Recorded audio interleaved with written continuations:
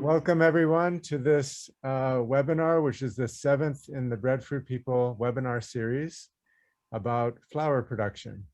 We will give people 1 or 2 minutes more to join. I see people are joining now, and then we will begin.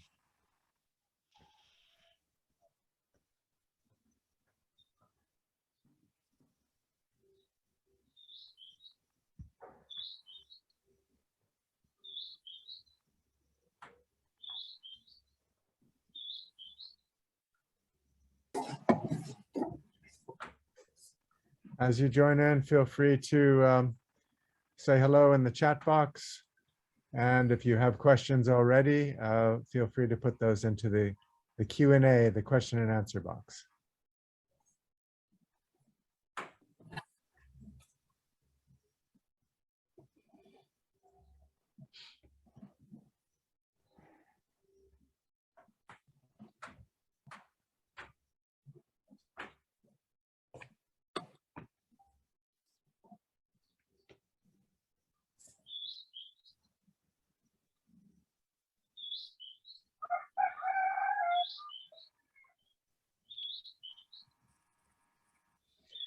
Okay, well, let's get started then. I'm sure people will join us as we go along, but we want to keep on time so that we have plenty of time for our presentations. And we'd like to start with an opening pule, if we might. And I invite Megan to please do that for us. Mahalo kay pule kako.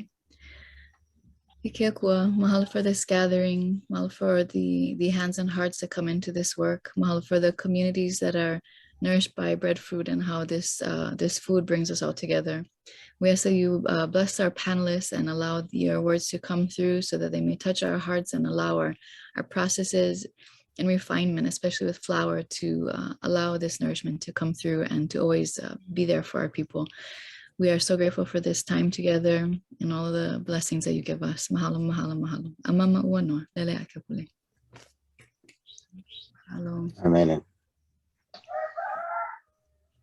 So today we have a special webinar here by popular demand, really. There's a lot of interest in breadfruit flour, dehydration of breadfruit. And so we have some wonderful speakers here who are sharing years of experience processing breadfruit into flour, and also in many cases marketing and creating other products with breadfruit flour. So I'm very excited that we are able to offer this today.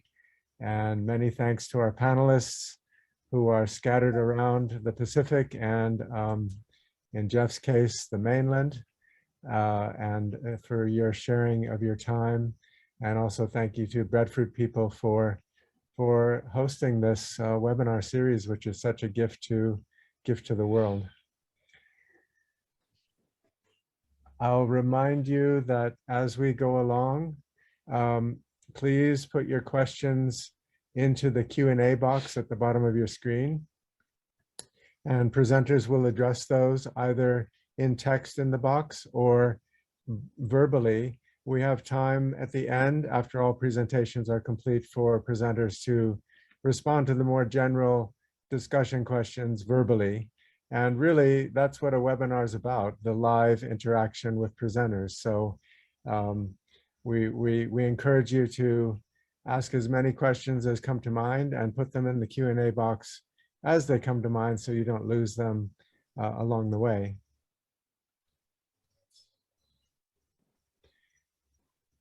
I'll mention that the webinar is being recorded, which you all know, and so it will be posted on the Breadfruit People website for later reference.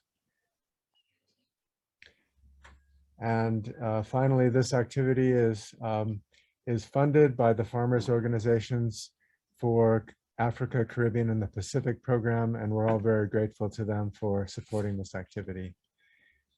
So without further ado, I'd like to introduce our first speaker, Father Petero.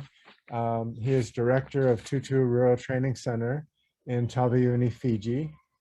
He oversees an extensive farming and education program And Tutu is at the forefront of developing products such as breadfruit flour, kava, and other products. So we're very lucky to have him available to share their experience with breadfruit flour. So I invite you to begin, Father Petero. Thank you, Craig. Yeah, Bulavinakan to you all, and welcome to my presentations. And I'm grateful for the invitations from the Breadfruit project team, from Craig, Kyle, Auntie Shirley, and them. Yes, I'm delighted to be one of the panelists today. So basically, my presentation will be around the development of breadfruit flour here in Tutu with our own experience and some of the few findings from our 7 years of developing these the so-called breadfruit flour. Yeah, so Greg, if you can put up my presentations, please. Yes.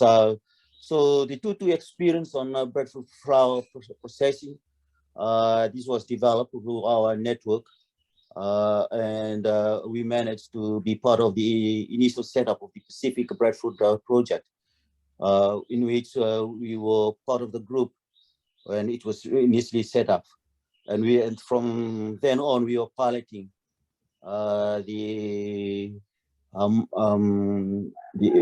planting of breadfruit, and then moving towards the processing of breadfruit flour. And thanks to Kyle Stice and Drew McGregor, I do acknowledge Levi Tora, Sant Kumar, who were part, Richard Bear, who were part of this initial process and enable us to conduct a workshop here in Tutu, and for the idea of value adding a commodity that is being wild sourcing over here, and as well as no one always doesn't bother when it's in season. So it's always in abundance, and people make use of what they can use, and the rest is just left on the ground or even on the trees, and no one utilizes. So moving forward from there, from being wild sourcing, and then now move to orchard type, Tutu continues to plant marcoted breadfruit, breadfruit from our own tree, which we normally like. Now we can have like 300 plus, because we used to have 500, and it's being damaged by the recent cyclones, and it's not only category 2 cyclones, and it's category 5, and we're moving on to category 6. And the disadvantage of mark-corded breadfruit plants, it doesn't have a taproot, so normally it's falls out whenever it's when we have strong winds. We have workshops from on the steps from processing of breadfruit into the flour processing. So Craig, if you can just also on the screen, that's where we source our planting materials from Vonoilevu, and on the islands next to Vonoilevu, on the big island, that's where we are in Taviuni, and we have 1,209 acres of land. Part of this land, we have these 329 plants, which part of it we marked and disseminated planting materials to our participants. Now we've produced our own compost tea. We're dishing the compost tea free of charge to the community. At the same time, we're dishing out planting materials to the neighbor communities so that they can plant their own breadfruit, viewing that they can move into value adding the breadfruit itself. Thanks, Craig.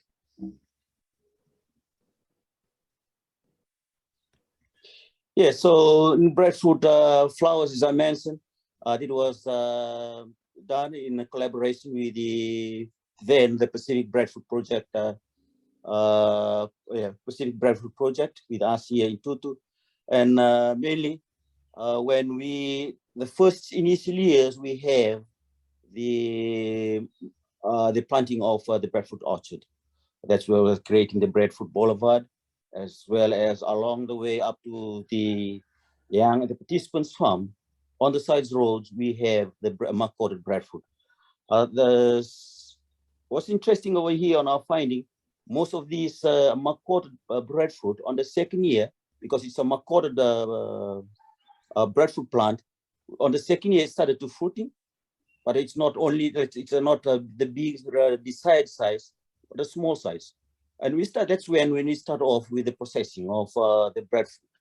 We start off with the manual machines before we invest into the machines so that we can process large volumes of breadfruit. With that, we seek help of San Kumar, who came over, and Kaitu Arsito, who came over and taught us on the way forward of value-adding breadfruit flour, breadfruit. And that's where we start from with the workshops on the importance of breadfruit and how it's being utilized locally. We adopt the local knowledge. At the same time, we value-added the breadfruit into breadfruit flour. What's interesting that this knowledge is not only being, it's not new. It's already there in the local community. When we went for visitations on an extension visit, the local communities where we source our planting material, they already process value-added breadfruit flour, breadfruit into flour. And most of them, they also put it into their own containers, but in small scale, which is for food security. We thought that we were the first one, but some of the local communities, they already value adding this breadfruit into breadfruit flour, but they use it not like what we do, like for baking. They use it like for deep frying and other products that they can made out of breadfruit flour. What they did is not using the machine, but they pound it, which is very interesting also for us. But when we invite Kaitu Eresito and Richard Bear over, we start off with the collection of breadfruit and the selections, which is the part of the process. Thanks, Craig. If you can move forward.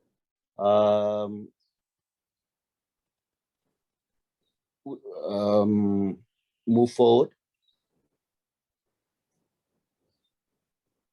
Okay, the selections of the breadfruit. In selection, we managed to see that for 5 Maufala varieties of breadfruit, we can get 1 kg of flour.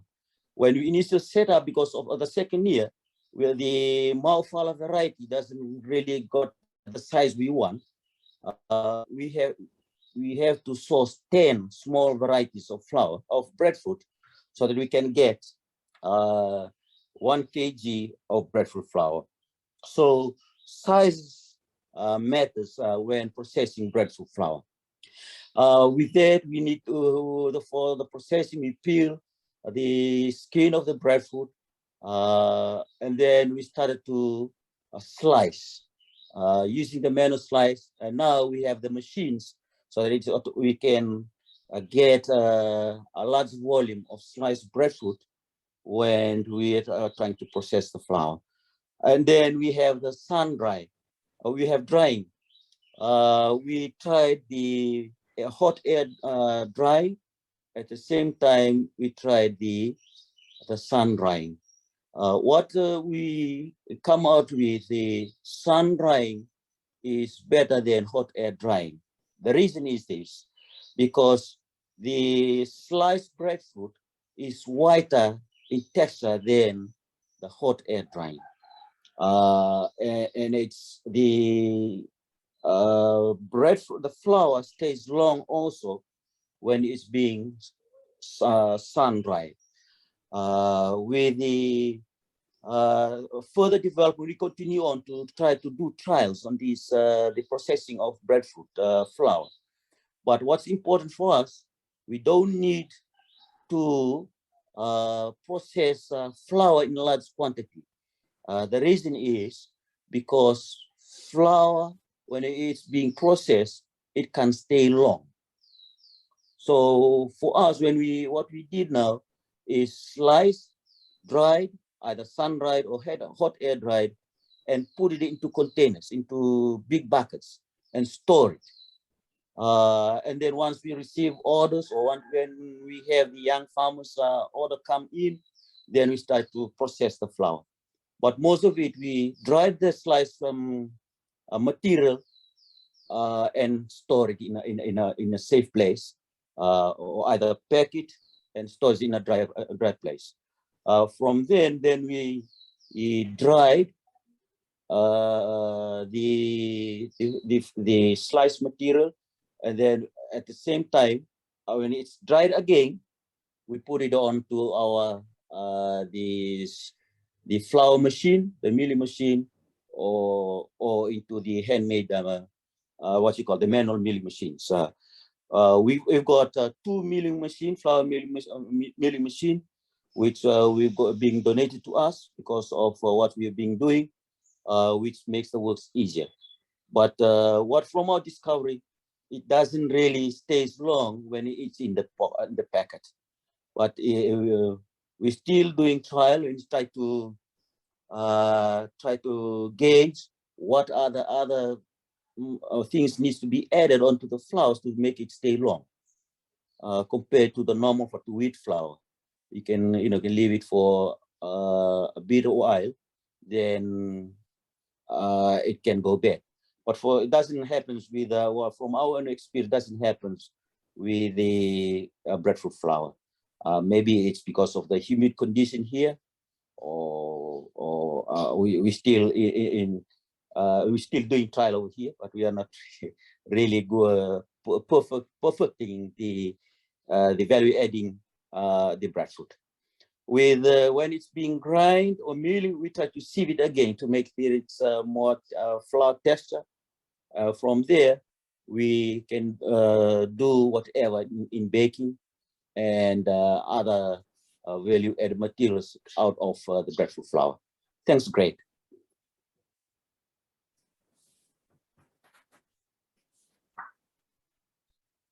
Yeah, so on the photos that we've tried, the ladies have tried, and we developed this is the first trial.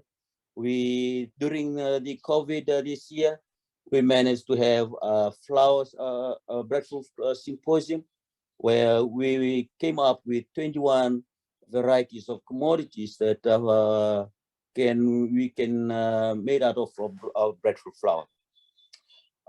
From our discovery, we don't need to add. You can add coconut, but you don't need to add coconut also. It depends how you mix the flour and how you handle it into your own, how you want it into what you want to the product out of your breadfruit flour.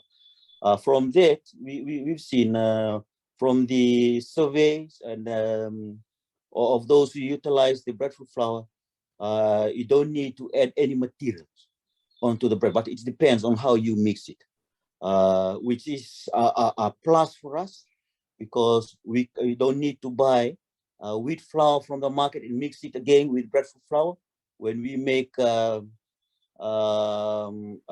breakfast for the young farmers, which was the aim, or the initial aim of the breadfruit flour project. We can see that we have made like 70% success, but we incorporate the local knowledge we have with other, apart from breadfruit flour, but with other flour, like from taro flour or cassava flour. And we made it, we combine it together. We used it with that knowledge in using the breadfruit flour. There was a lot of positive comments from the community whom we invited for the symposium. at the same as well as the participants and the Tutu staff. We've seen this is a plus on our side as we continue to develop what's being taught like 7 years ago, and today we're still incorporating breadfruit flour as part of our syllabus when we teach the agroforestry in regards to value-adding products. At the same time, when we have the single women's course, we are banking on the utilization of local materials, especially the flour made out of breadfruit or cassava. With that also, we've seen that we need, once the breadfruit is being picked from the trees, it needs to be utilized. You don't need to stay on for 2 or 3 days. It can change colors as well as the texture, and even the commodity itself, the breadfruit itself, it can start to ripe early. We don't have storage facilities, but we have to follow what we've discovered on the trials. And at the same time, once we have the weather, we prefer sun drying, which is, as I've said earlier, it is whiter than hot air drying, since we have the hot air dry also. From inceptions till now, we already have a process 1,880 kg of flour. This was being utilized locally, as well as there's a few supermarkets or traders outside of Tutu who are interested in buying our materials. So on the slide, you have that part of our symposium, which I think this was part also of my presentation on my last presentation. We can see how our participants as well as our staff came up with their ideas on what they can do out of breadfruit flour. And with the symposium, we can say to ourselves, we don't really need to depend on import from overseas. We have what we have locally. We can utilize it. And COVID says it when over here interviewing, when the boats were not coming in for 3 weeks, we were like, the supermarket shelves were empty, and this is what we have. So people are coming, ringing us, even come and buy breadfruit flour from us over here. But too bad we don't have the big supply then, because it was the breadfruit was not in season. What we will have on stock, the dried one, and then we made breadfruit flour out of it. That was dished out to the consumers as well. Next slide, Greg, please. Yes, over here on marketing of breadfruit, Tutu breadfruit flour being on market demand, market oriented. It was because breadfruit flour was not really trendy on the local community and even on the supermarket shelves. We managed to make trials to the local store, Meridian Trading. The tourists, the hoteliers were the ones who were buying our breadfruit flour. Recently, as you can see on the slides, on top is the sales girls from Rewanga Bakery with the breadfruit buns that was made from the Tutu breadfruit flour, which is in Vitilevu.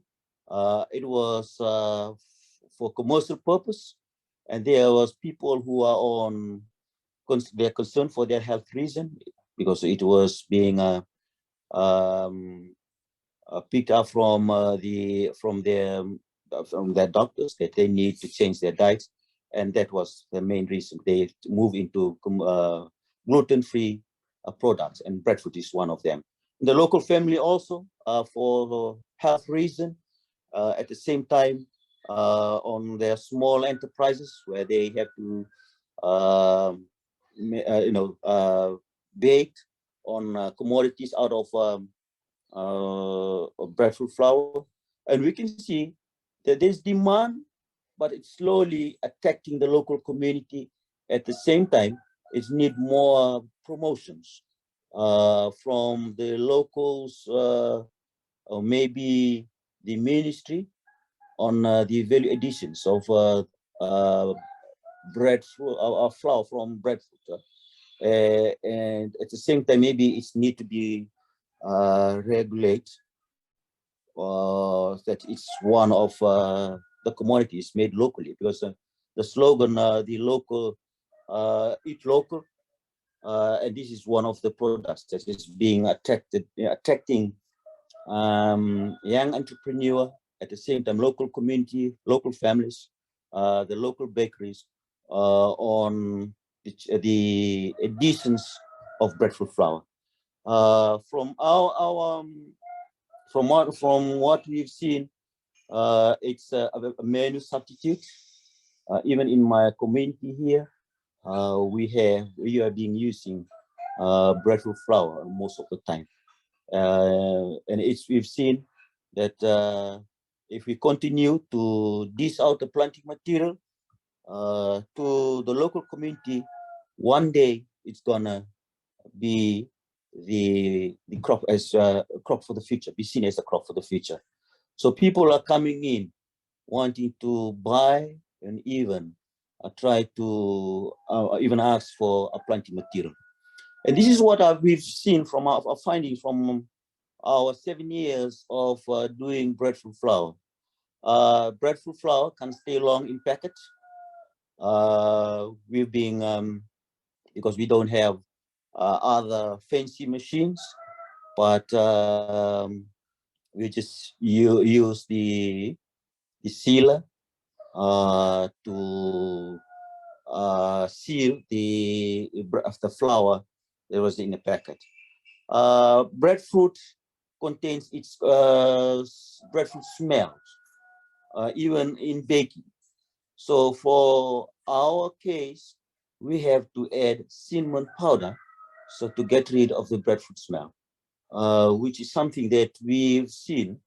There's always complaint from those who are buying our breadfruit flour, coming back, that what we can do to get rid of the breadfruit smell. So we can we'll continue to liaise with the expertise like Richard Bear, the expert, on how we can eliminate the smell of the breadfruit flour. But we recommend add cinnamon powder. It's super. You can move forward with your own baking. Use the breadfruit straight after picking is a way forward. At the same time, it will be even easy for the large quantity of flour that if one wants to sell breadfruit flour. Even sun drying is good. It's better than hot air drying.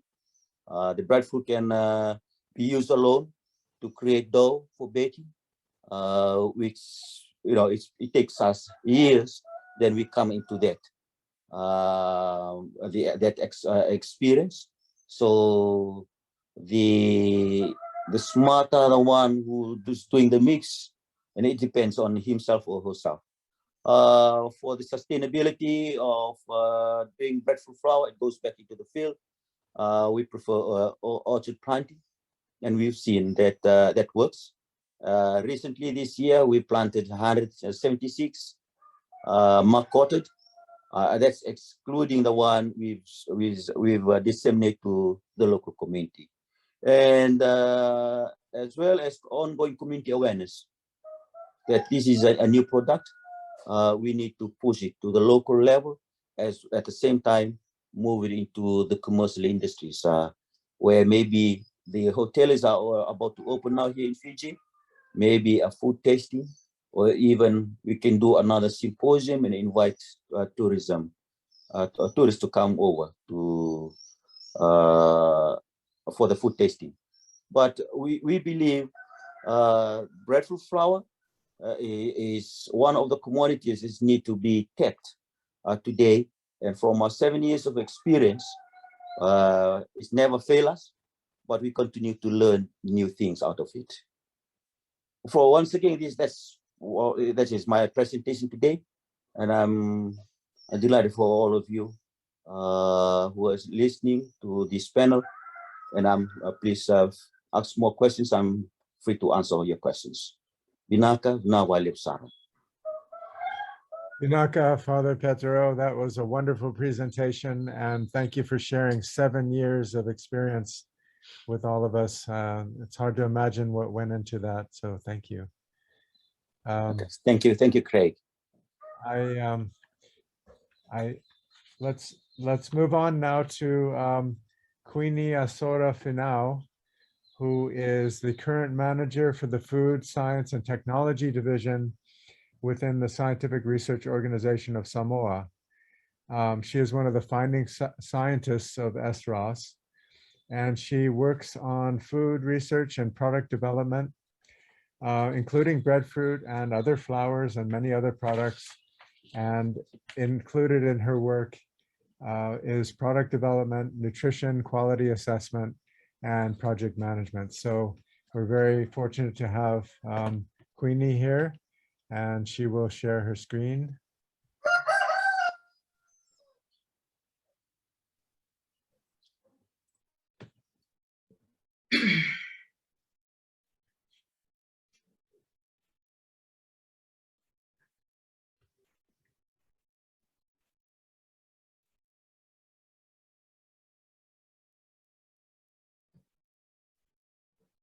All good? Craig? Yes, you're good. Okay. Well, talofa everybody. I'm Queenie, and I'll be representing on behalf of the Scientific Research Organization of Samoa. And I'll just be sharing the latest developments on breadfruit as well as banana flour processing here in Samoa. But before I go on, very briefly, a brief background on the SROS. We were established in 2006.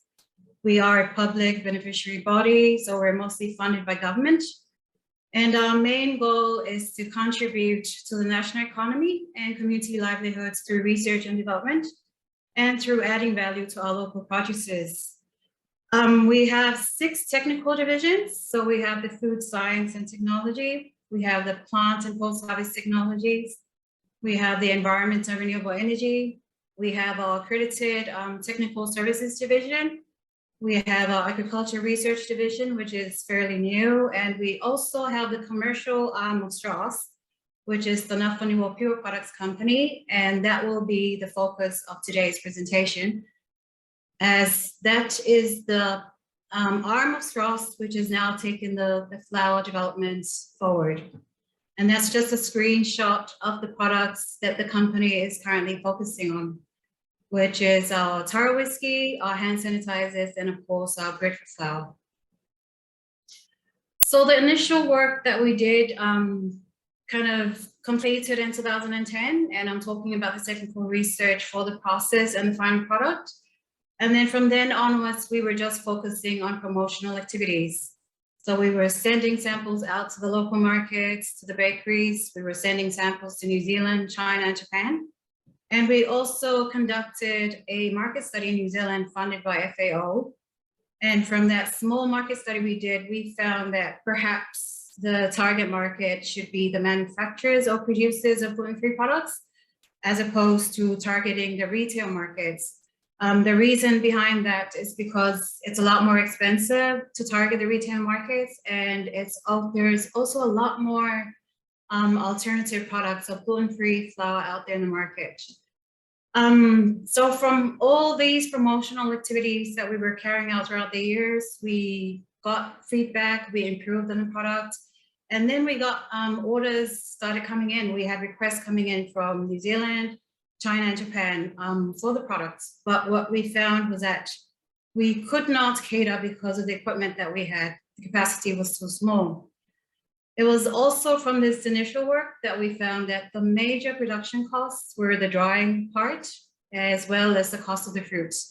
It's not just the cost of buying the fruits, but it's actually going out to collect and getting the fruit on site. But anyhow, we did develop a business case and we gave it to our government for funding consideration. At the time, the last census we had indicated that Samoa has a lot of breadfruit trees.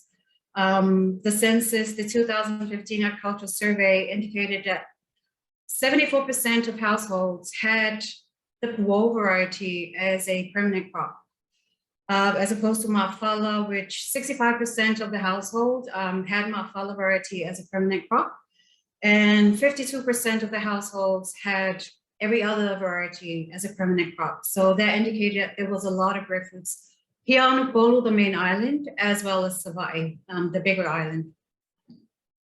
It was also from this initial work that we found, I heard from the previous speaker on Father Petero's presentation, and he mentioned that size matters in flour processing, and that is absolutely correct. So we were focusing on Puo because it averages around 1 kg in terms of weight. And we focused on Maupo as well because it averaged around 2 kgs of weight per fruit. And so from our trials, we found that for Puo, however amount of fruits that you collect, you would get about 14% in terms of flour weight. And for Maupo, you would get around 13% of flour. So sorry, I hope you can't hear that. And so in terms of fruit, we would need about eight Puo fruits to get 1 kg of flour. And we would need about 4 Maupo varieties of fruits to get 1 kg of flour. So sorry. So how we started in terms of equipment, this is in terms of the processing equipment that we started with. This is our dehydrator. It could dehydrate 40 to 50 kgs of breadfruit, and that's our hammer mill. The slicer, the slicer that we got from Japan could slice about 40 to 50 fruits per hour. And at the time, we were distributing 4 kg packs, 1 kg packs, and our packaging was very basic. As you can also see, the label was very basic, but the whole idea was to get the product out to possible consumers and users of the flour. And after distributing the small packs, we got more orders and more interest, and so we invested to get the sacks. And this is the 20 kg sacks that we initially invested in. So where we are now, recently, as of last year, the government of Samoa provided funding to fund the commercial arm of SROS to set up the national Nafanua Pure Products Company. And the whole idea there is to trial commercialization, commercial production of the breadfruit and banana flour. We recently added banana flour. And also trial commercialization of ethanol production for whiskey and the hand sanitizers. So the whole idea of setting up this commercial arm is to test the viability of our SROS developed products in the market, namely the flour and the whiskey and the hand sanitizers, to support our local farmers and businesses, and to promote our Samoan-made products. So earlier this year in March, our Nafanua Pure Products Company was launched, and it just started to become fully operational for the production of breadfruit flour 3 months ago. And this slide is just showing the view with all the processing equipment for flour alone. And this is our container-sized dehydrator that we are now using. It can process up to 600 to 700 fruits per batch. And that batch run can go up, is dehydrated at around 10 hours to 11 hours. And my next 3 slides is just showing the videos of our teams going out to collect breadfruit from communities, and also showing the impacts in terms of our team going out and giving money to the local people to buy their fruits. The second video will just be showing the processing operations, and the last video will be showing our first client on picking up his order. So bear with me while I turn on the videos.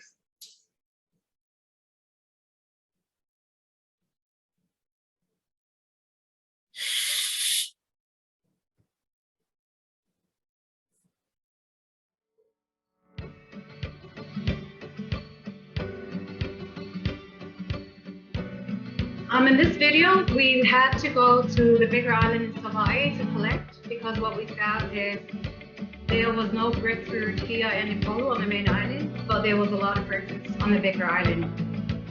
And this was the collection on the bigger island of Hawaii.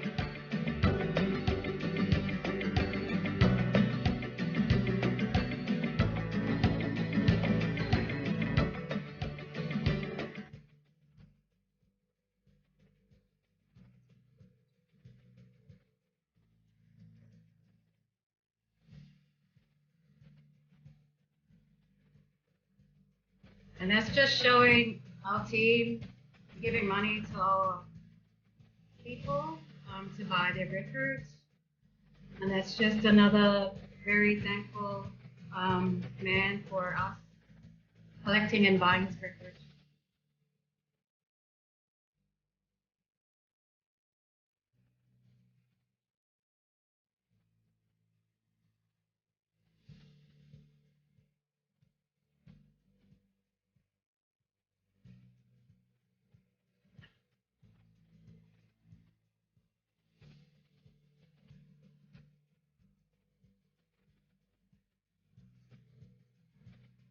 And moving on to processing.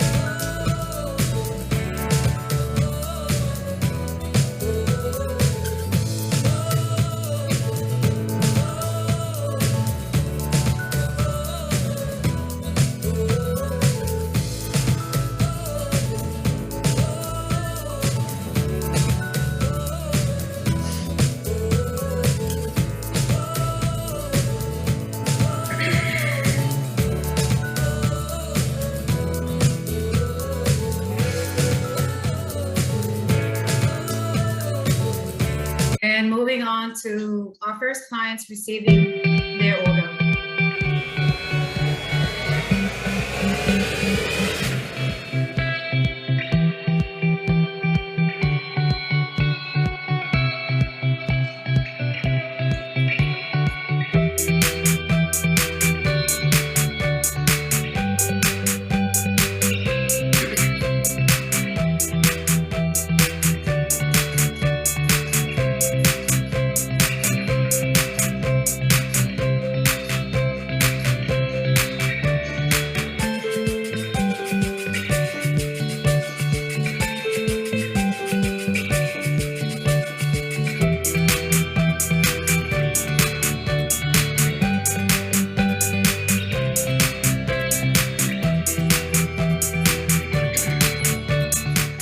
This is our first batch of our Hooulu flour.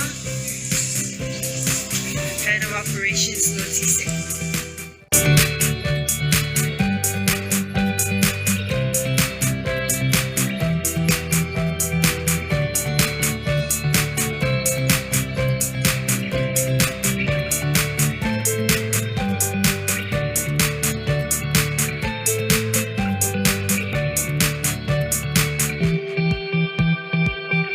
So as of now, we can now provide to the market our flours of sacks, 20 kgs flours of breadfruit flour, as well as banana flour. And we also still cater for the retail market. We have the 1 kg flour pack.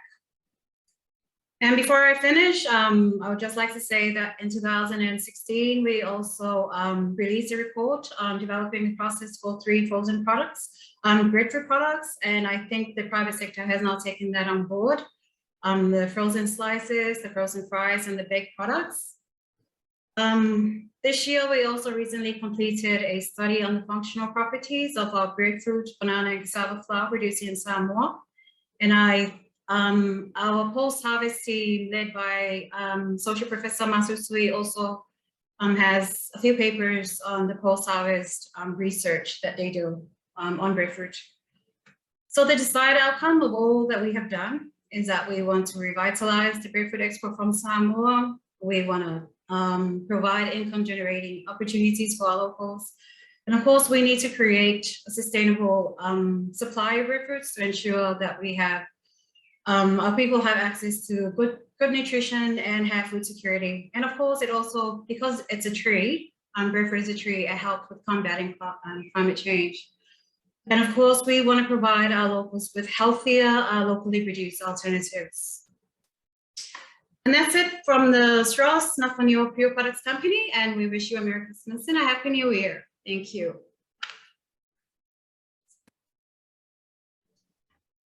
Wow, thank you, Kuini. That was very exciting, wonderful to see. Oh yeah, that was inspiring. And I'll just remind participants, please put your questions in the Q&A box so that presenters can answer them as we go along here, or we will take them verbally at the end as well if they're general questions. All right, our next speaker is Dr. Jeff Gwirtz. He has a PhD in grain science, and if you've ever hung out with Jeff, you would know that he is passionate about grain science. He's worked in many countries. He has authored many publications. He has taught in over 100 short courses. And in 2018, at the Global Breadfruit Summit, he was awarded the Breadfruit Milling Flour Making Award. And so he is in Kansas. So a few hours later in the day there. And I invite Jeff to begin your presentation. Okay, well, thank you for the introduction, and I appreciate the opportunity to be with everybody. I'm glancing over at my computer screen and making sure I select the proper one, and so that we get this shared. Now I ask, can you see the proper screen, or where are we at? Yes, if you just start the slideshow. Yes. Okay, there we go. All right. Well, I appreciate the opportunity to visit with everybody. I use my hands a lot sometimes in talking, and that may cause some challenges with the broadcast, and for that I apologize. I appreciate the opportunity to visit with you. It's been a while since I've been back out in the South Pacific. Obviously, COVID caused a lot of challenges with that, but I'm looking forward to, as we get some of these issues resolved, of having the opportunity to move forward. So you've had, my screen looks different now. Yes, somehow your screen sharing stopped. Yeah, okay. And also, if you don't mind, oh, I see. I guess Megan is now sharing your presentation. Okay. I believe you were in presenter mode, so now Megan's sharing it in regular mode. Okay. Then Megan, if you go ahead and move the slide forward then. This was a part of a presentation that I gave, and I'll start with the Hooulu harvest and storage. I'm not an expert in Hooulu harvest and storage, so I'm not your best person to talk to on that, but I do think of things that I see are related to grain processing, like You heard a good discussion from SROS about the different varieties of Hooulu that are available and issues in terms of the production of flour from the different size fruit. There may also be a difference in functionality. In other words, how does it work in a breadfruit, or how does it work in a food product system, depending on its, differences in variety, maybe differences in what that pulp looks like, how it will perform in cooking, baking, frying, whatever the application will be for the product. I think the other issue that came up is, and you'll notice that on the bottom of the Hooulu storage, it comes into transport, and you have to think about the delivery cost. The cost of getting that material to the point where it will be processed is a consideration.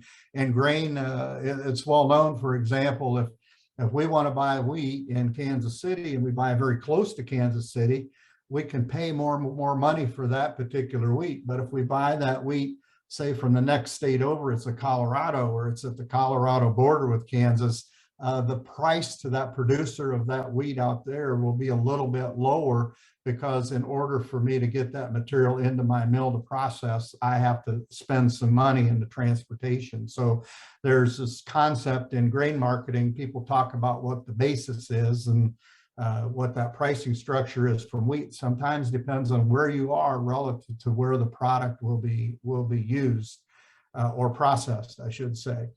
And then the pre-processing, you saw some very good video about washing the grain, washing the grain. You can tell I'm a grain scientist, right? But washing to get rid of, any kind of foreign material. Plus, my experience has been, it's been awfully darn warm, and cooling that fruit off a little bit may have some advantages to you in the process. The sizing of the fruit, the peeling of the fruit. I was really impressed with the peeler that SROS has shown. You can certainly do that by hand. I was thinking about Father Pietro's comment about maybe the breadfruit smell, and I thought breadfruit smelled pretty good, especially when it was roasted, but a nice, clean drying process, good peeling, good coring. I've always found that the breadfruit aroma to me was a very, very pleasant aroma. So I'm curious, perhaps someday I'll get to learn what Father Pietro and his group is coming into. You saw some examples. It didn't spend a lot of time, but it looked like they were removing the core. The inside of that material, or the inside of the breadfruit, has different anatomical properties and may not provide for a pleasant aroma or good functionality. And we talked about, you saw some things on the cutting. I think the cutting is important. And on this particular diagram, you can see that we talked about slicing, shredding, or dicing as options. And you'll notice that the lines are drawn together to make different products, whether you're going to fry it, or maybe a pre-cooked French fry, or if you're going to freeze it so somebody can deliver it to the hotels so they can put it in a fryer to serve with fries for type lunch or dinner type thing, or if you're going to dry that product down so that you can generate a flour, because the moisture content is obviously too high. We can't just grind that pulp, put it in a bag, and hope good things happen. Now, my understanding is in the islands, it was a practice to take breadfruit, bury it in the ground with banana leaves that would somehow ferment, and this was a useful food product for when my understanding when storms came along and there wasn't food available, these hidden supplies would be valuable. But I've mentioned several times to folks about the idea of a fermented food, not whiskey, but fermented, material is very popular, like the kombuchas. So there's all kinds of fermented drinks and sauces and things out there. And I don't know if Hooulu would lend itself to that or not, or exactly what flavors appeal locally to people. And then, if you do those things, one thing I'll say is I always like the shreds when I've seen people shred or slice very thin. And I thought Father Pietro's comments surprised me, because I'd seen some sun-dried breadfruit product that I didn't think it was very good, because the breadfruit slices weren't spread very evenly in the sun, and there was a lot of overlay, so that breadfruit started to ferment, and it wasn't a particularly pleasant product. I've seen some places where the slices have been dried, but they were dried very aggressively. Drying is not just a matter of just pour bucket loads of heat on the product. We have to heat it in a way, we heat the air. When we heat the air, we reduce the relative humidity. All of you living on an island, you live in places that are probably 80, 90% relative humidity all the time. But if we just raise that temperature, maybe 20 or 30 degrees, and unfortunately, I'm going to put it in Fahrenheit, we can drive that humidity down. As long as we're passing lower relative humidity air across that high water activity fruit, we get a good drying process without creating case hardening. And I will tell you, I've experienced some slices that had been dried where a lot of heat was put into the product. We generated some case hardening. And when I say case hardening, you make the outside of it very hard so the inside, the moisture in the inside has difficulty getting out. The other part of that is when you heat it real high in the presence of all the naturally occurring water, it's sort of like, I don't know if you've all cooked rice, but if you cook rice and in a pan and you don't get it all out and you visit with the family after dinner and everything, and you come back and you have to clean the cooking pot out after having made this rice, you'll notice that it's darn hard. And it's very hard to grind. It makes it difficult to make flour. And some of the my experience was running into this breadfruit flour that I could sift it into different size fractions. And I kept noticing these coarse granular bits, almost like glass. And I kept asking Craig, is this some anatomical part of the breadfruit that I don't know about? Is this the strands that go out and deliver whatever it is that makes the pulp and the starch and everything in the fruit? Or is this and I think I ended up that part of the problem or part of the challenges that was being created was a matter of how the product was dried. And of course that affected, it was a darker color, it was a little more bitter flavor, it was difficult to grind. In fact, you could grind it in a hammer mill and you could basically hear when product doesn't go through a screen in a hammer mill, it starts to build a surging sound, and you can hear the pulsation of this retained product in the hammer mill chamber against the screen, just boom, boom, boom, and it never empties out. You can quit feeding the hammer mill, you keep the hammer mill running, and it's just these little hard crystalline pellets moving around in the hammer mill. And I think those were created, they were created by how the product was treated, not part of how the plant grew. And so we have to be careful in that drying phase. And I know Shirley's around somewhere, and she had I remember being in where she lives for a meeting, and we had some breadfruit that was dried in a dehydrator very gently. Maybe it took too long. I don't know what the deal was, but man, the aroma of that product was absolutely wonderful. And had many good products from there. I would tell you, I've seen the shreds, and I love the shreds because if you want to go to the next slide, we could talk about those things a little bit. I gave you the forms. You see the slices in the upper left, some dices, all of those could be used for the slices for fries, slices for like chips. I saw chips on Father Pietro saying, it's great. You guys, it seems like my experience in South Pacific is if you can slice it, you can fry it. And if you can fry it, you got a chip. Whether it's banana, plantain, taro, breadfruit, just seemed like a natural thing. The dices, those probably be a little bit easier to dry, but you see the shreds down on the lower right-hand side. I like hash brown potatoes. The nice thing also about the size of the shred is that you have very little distance for the water to have to migrate to move out of that piece. And if you move those shreds around as you dry, they fall apart and you keep from generating some really, overheated material. Again, I'd say that drying is more complicated than just saying I heated it or I dried it in the sun, because those conditions of air movement, that air temperature, also important. The temperatures are important, but relative humidity, your best drying occurs when you heat the air enough to reduce the relative humidity without actually cooking the product, because that's going to change how it functions in different types of food systems.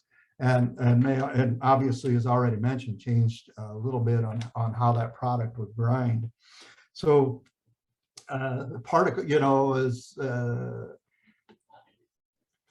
lady from SROS had indicated, size matters. You know, size matters with breadfruit. You got these different sizes of breadfruit, so the numbers of breadfruit you have to handle increases as size gets smaller. And this is an example of where I took a breadfruit product apart and I actually screened it on different sets of screens. You could do them by hand. I noticed that there's a screener that was used. Dr. Father Petero showed the grinder, and then it looked like somebody was sifting, and his indication was we make it more flour-like. I don't want to scare anybody to death, but all flours are not the same. You could feel the difference between a cake flour and a bread flour. It's only about a 10 micron particle size on average difference, but you can feel it in your fingertips. Corn flour is relatively coarse. If you ever had somebody give you some rice flour, it's very coarse. All of these changes or these size differences make a difference in performance. And I'll give you an example. You can see this on the far left-hand side, down at the bottom. You'll see what should look like a very coarse material.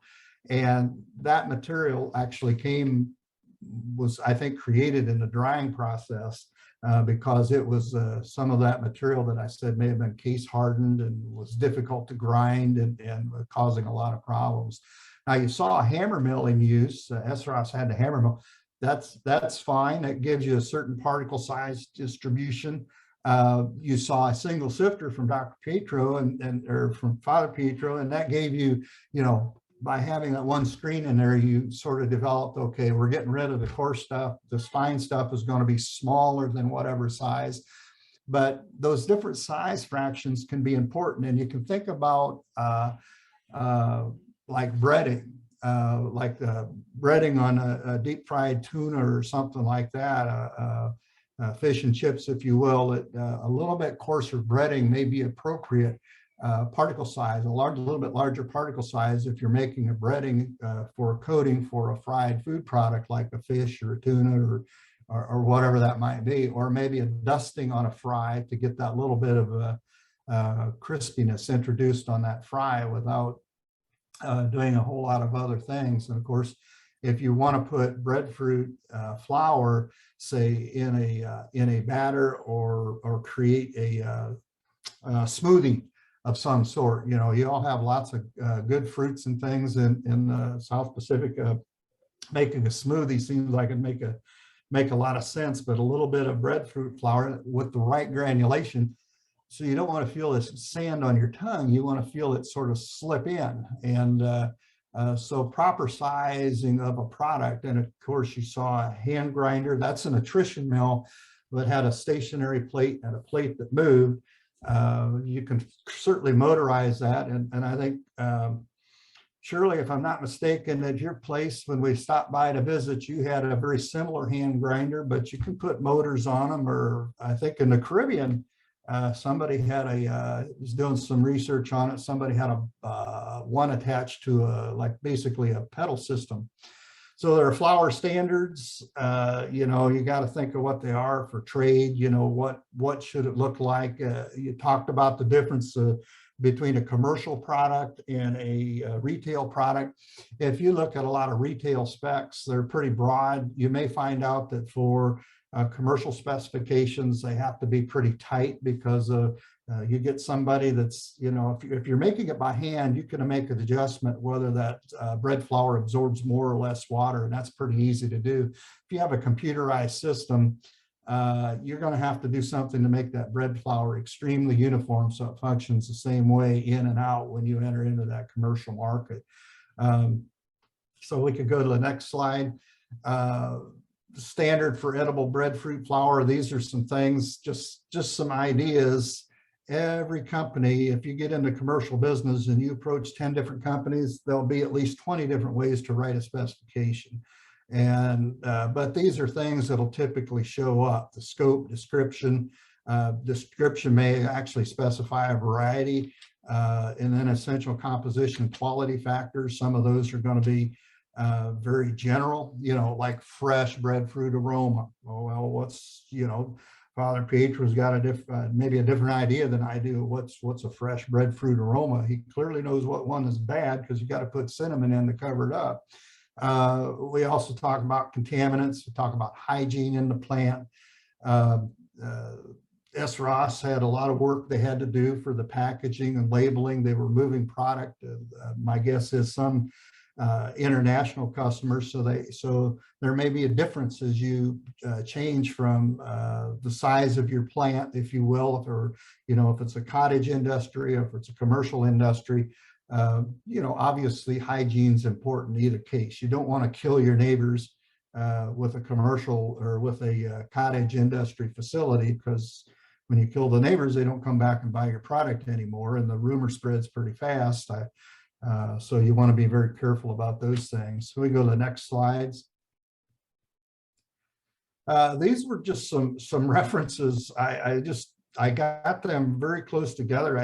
I had comments and discussion with people at Trees That Feed, and they have a nice YouTube on their idea of processing and manufacturing breadfruit. The Hawaii Hooulu Cooperative has a nice site on their visual flow chart on manufacturing breadfruit. The two that are above, the growables.org and the Edge group, also they're very good references. And what I want to point out is, it's not like there's a standard. If you're in the gas processing industry or crude oil refining industry, there are certain temperatures and pressures, events happen, and you get certain compounds out of the towers, and that's driven by the chemistry and the nature of the animals that died. And that, I'm sure there's a difference in crude oil made from herbivores versus carnivores, for example, but things come off at certain temperatures and pressures and all that kind of thing. In the area of milling, in the area of taking a biological material and converting it into a food, there are many ways to accomplish the task. You can do it very expensively. You can do it on the cheap. There's always risks and rewards and balances. Things that fit in your community for the domestic or for the local sales may work real well and not be well suited for, say, the commercial. You could see that grinding on maybe Father Pietro's hand grinder might be difficult to produce very many 50-pound bags or 20 kg bags of breadfruit flour. Am I done? We are. Hello? Yes, sorry. I thought you were done, so I ended, but we only have 20 minutes left for questions. So that's fine. Was there more to your?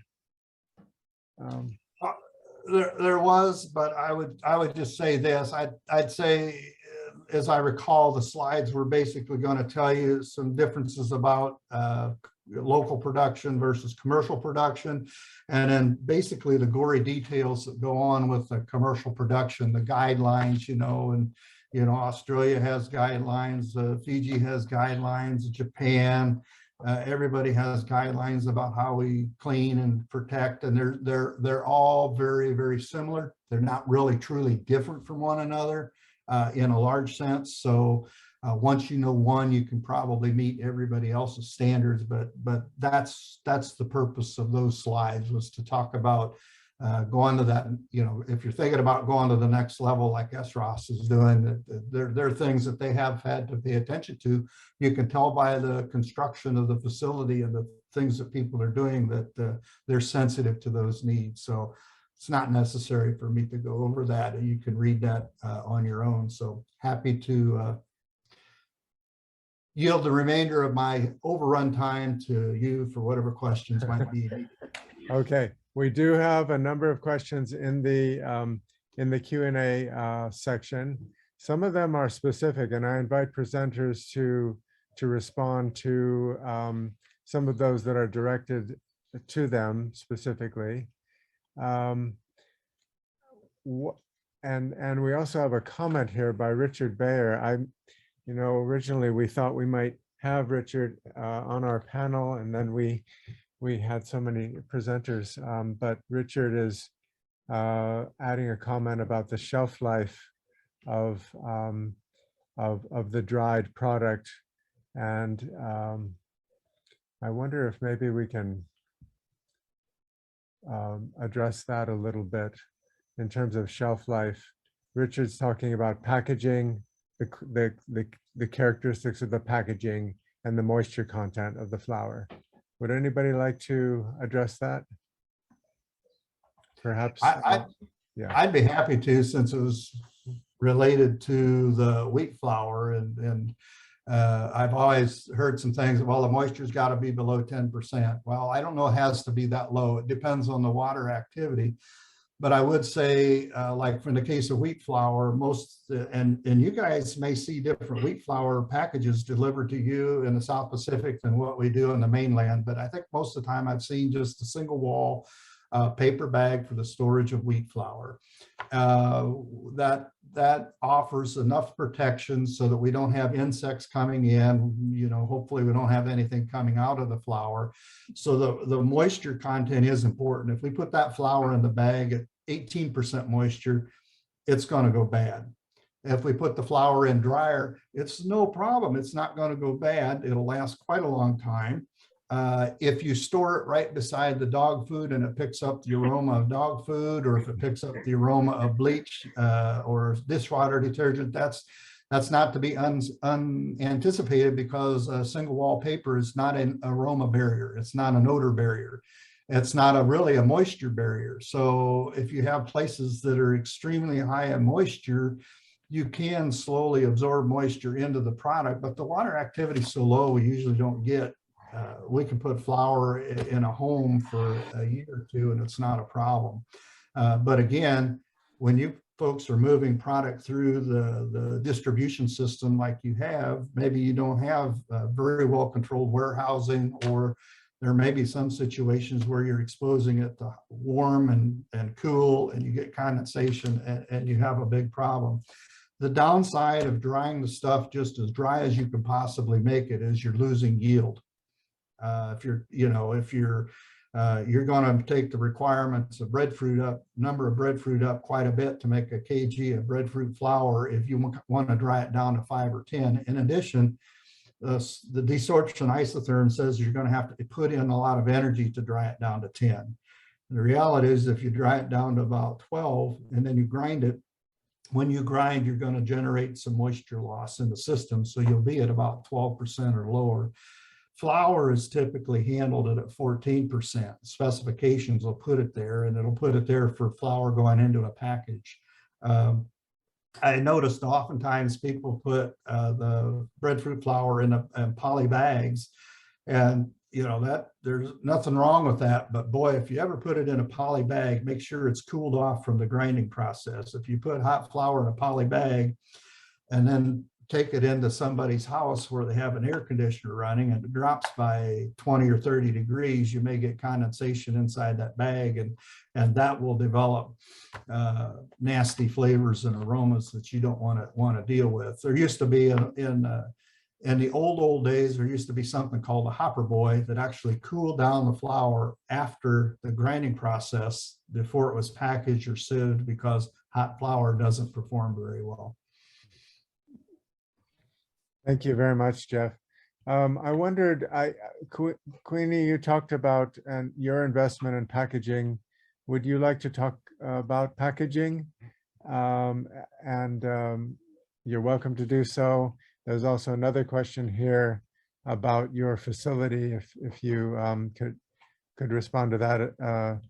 Additionally, it is about the capacity of your production facility and the cost of the, I guess the cost of the facility. So would you like to take that on?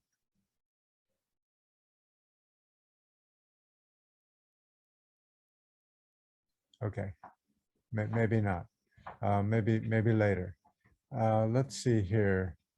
We have a few questions about, let me see here.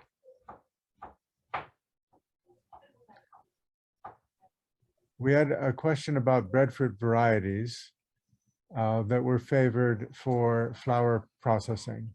So perhaps Father Petero would like to mention the varieties that you like. Please unmute.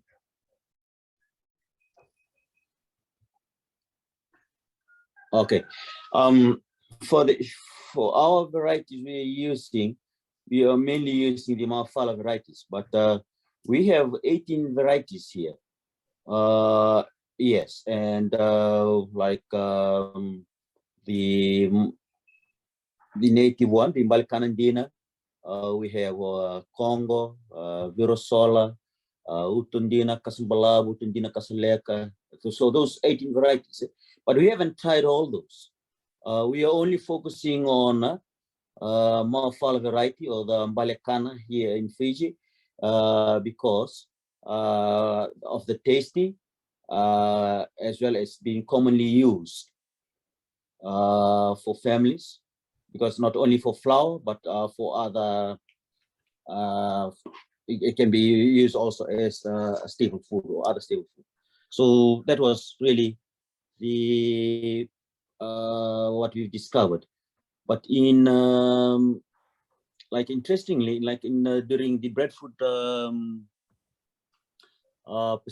project survey, like just in one village here in Fiji, in Matairatu village, where we source our planting materials, one village got 14 varieties. Yes, so that was really interesting. But yes, we managed to get across a few. But what I've seen is there is 18 that I can know about, which can, I think, if trials continues to be made, then we can maybe in the future show the literature for the other varieties also when it's being used. Okay, thank you very much. I'm not sure if Queenie is there yet. Maybe there's a connection problem. But if you are, there are a few questions directed towards you. I see that Dr. Nkrumah has raised her hand. Can we unmute her?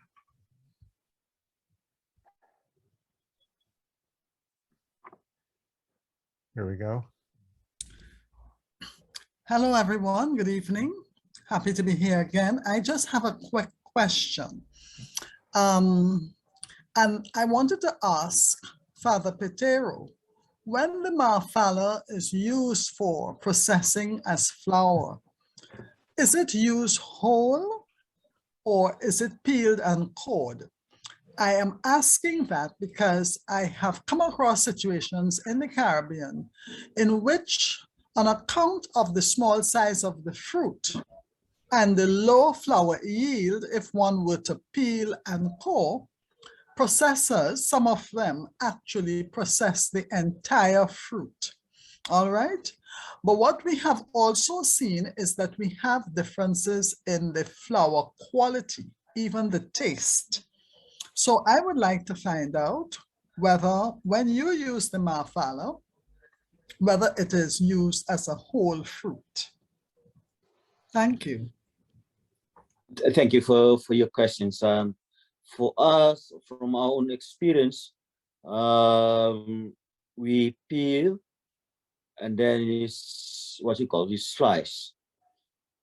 We take out the heart of the breadfruit and then we slice or dice the breadfruit itself. We need to peel it first. We're not using the whole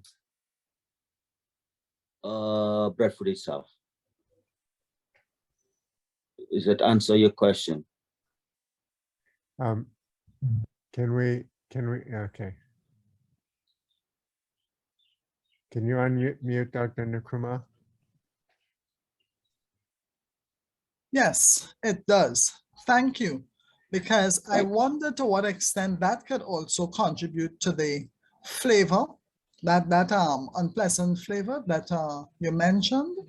And Okay, I noted in Dr. Gwirtz's presentation something that I wondered again about the contribution of that to the taste of the breadfruit, and that is the draining of the latex. once the fruit has been harvested, Mhm. you know? Yeah. Delatexing process. Do you do that? Yeah, yes, we do. Okay, thank you. And then it was soaked in salt water for a while, and then we do the processing. Okay, thank you.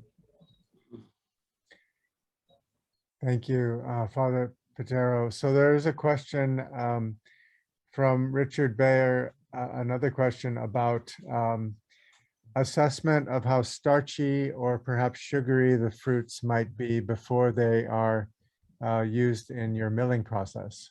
So again, I don't know if Queenie is available, but if not, maybe you could comment on that, Father Petero.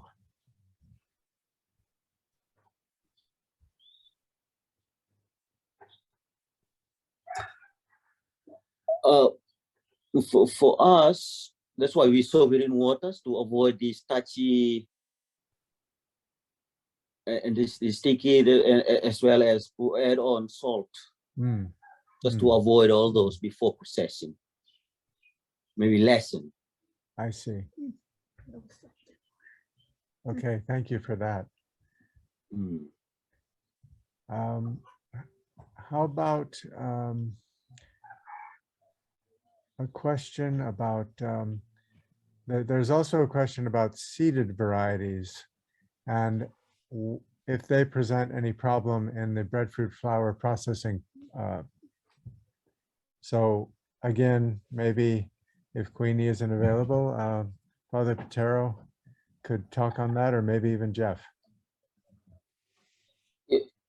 Like the seed variety, yes, it's the same as, because we have the mouthful variety. It's got the seedless and the seeds. It's got the seeds. It's got the same process. It's we need to peel and then slice. Need to take out all the seeds. Does all the manual work of slicing, getting out all the heart of the breadfruit itself, as well take out the seeds, and then you does the dicing or the slicing, and then that's what's being soaked into water. So you need to take all those out, but it doesn't have any impact either. It's got the same texture, the seeds and the seedless. Okay, thank you very much. There are questions about small scale equipment, and I thought I might show a couple of slides from some of the work we developed with Dr. Huang. We have just a couple minutes left, so I'll do this quickly.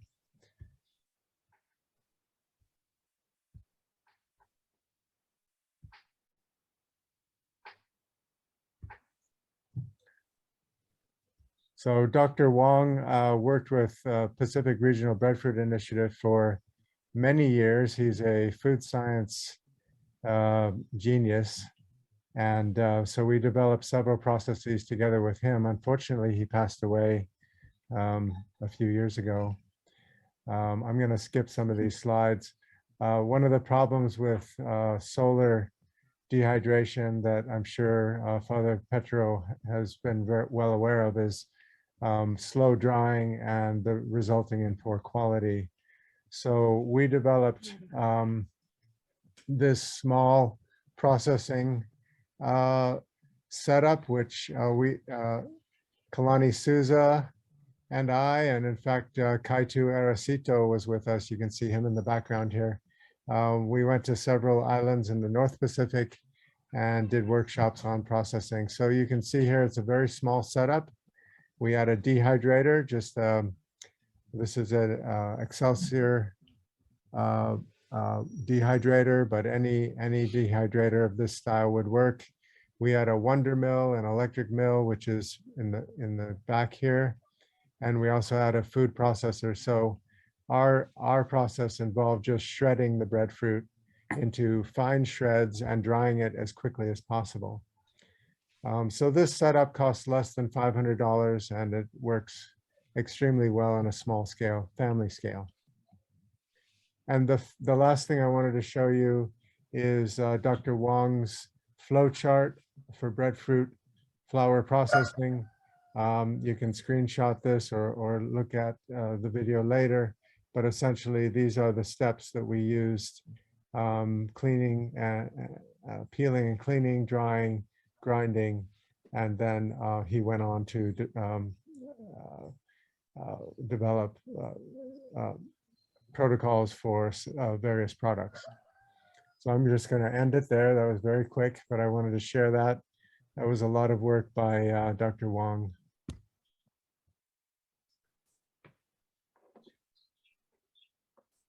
Let's see, what else do we have? We're almost at the end. Thank you everyone for your patience. I know a 90-minute webinar is quite a long time. And thank you for hanging in here with us. I would like to invite either Irene or Kyle to talk a little bit about the resources at Breadfruit People website.